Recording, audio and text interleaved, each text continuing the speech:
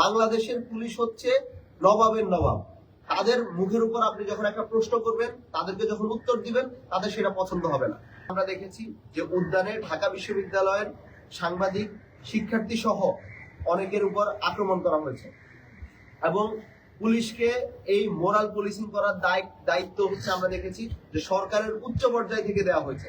অর্থাৎ শিক্ষামন্ত্রী যখন বলে রাত 10টার পরে যারা হচ্ছে বের হবে তাদেরকে জিজ্ঞাসাবাদ করতে পারবে। এখন বাংলাদেশের পুলিশ হচ্ছে নবাবের নবাব।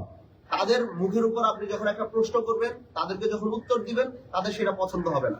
এই জিজ্ঞাসাবাদটা আমরা মনে করি পুরাপুরি আইন বহির্ভূত এবং একজন নাগরিক সে বাংলাদেশে তার ইচ্ছা মতো বিচরণ করার অধিকার রাখে যেসব নির্দিষ্ট এরিয়া ছাড়া।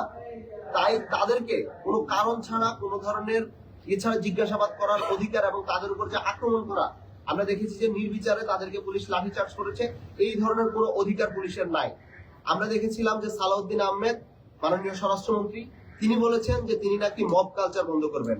তিনি মব কালচার বন্ধ করার কথা বলে রাষ্ট্রীয় বাহিনীকে মব করার দায়িত্ব তুলে দিয়েছেন। এবং আমরা দেখেছি যে ডিসি হারুন, আগের যে ডিসি হারুন ছিল সে হারুনের পরিবর্তে এখন আমরা আরেকটা মাসুদকে পেয়েছি। এবং আমরা বলতে চাই এই মাসুদরা আসলে কখনো ভালো হয় না। এরা সবসময় অ্যাটেনশন সিকিং এর কাজ করে, এরা মোরাল পুলিশিং করতে চায়। এরা স্টুডেন্টদেরকে, সাধারণ মানুষদেরকে আক্রমণ করে কোনো ধরনের কারণ ছাড়া। আমরা স্পষ্টভাবে বলতে চাই যে বাংলাদেশকে জুলাইয়ের পরবর্তী সময়ে কেউ পুলিশি রাষ্ট্র বানাতে পারবে না এবং যারাই এই পুলিশি রাষ্ট্র বানাতে চাবে তাদেরকে বাংলাদেশের ছাত্র জনতা, বাংলাদেশের মানুষ তাদেরকে শক্ত হাতে এবং তাদেরকে কঠিন জবাব দিবে। আমরা আজকে দেখেছি যে শাহবাগ থানার সামনে শিক্ষার্থীরা যে গতকালকে পুলিশের যে আক্রমণ হয়েছে সেই আক্রমণের বিরুদ্ধে তারা সেখানে অবস্থান নিয়েছে। আমরা সেই আন্দোলনের সাথে একাত্মতা পোষণ করি, সংহতি প্রকাশ করি এবং আমাদের এখান থেকে এই প্রোগ্রামটা শেষ করে তাদের সাথে একাত্মতা পোষণ করার কথা ছিল সরাসরি।